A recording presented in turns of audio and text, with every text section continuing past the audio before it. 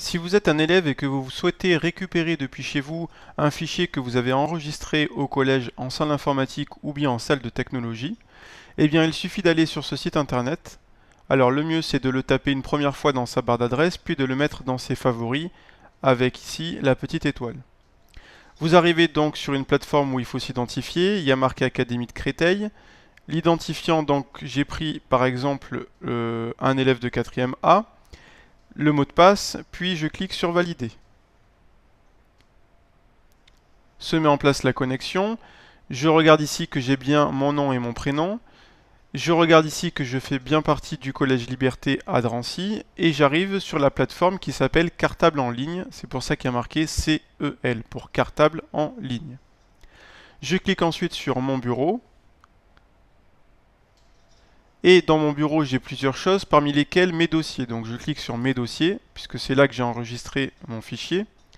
Se lance alors cette espèce de partie qui s'appelle Ajax Explorer, qui permet de télécharger en fait les fichiers enregistrés au collège depuis chez vous.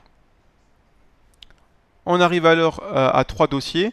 Le dossier de 4e A, puisque l'élève Stéphane Lao fait partie de la classe de 4e A. Un dossier commun où on retrouve tout ce qu'il y a de commun aux élèves du collège. Et le dossier personnel où j'ai accès en double-cliquant à tous les fichiers que j'ai enregistrés au collège. Donc on regarde ici, il y a par exemple le premier fichier que l'on a fait lors du premier cours du club algorithmique sur Scratch. Et on note ici les deux derniers fichiers créés par cet élève-là. Donc je clique par exemple sur un fichier que je veux récupérer. Par exemple le dernier que l'on a fait c'était celui-ci avec le labyrinthe. Je clique dessus une première fois et je clique ici sur télécharger. Je télécharge ce fichier et on me demande où est-ce que je veux l'enregistrer.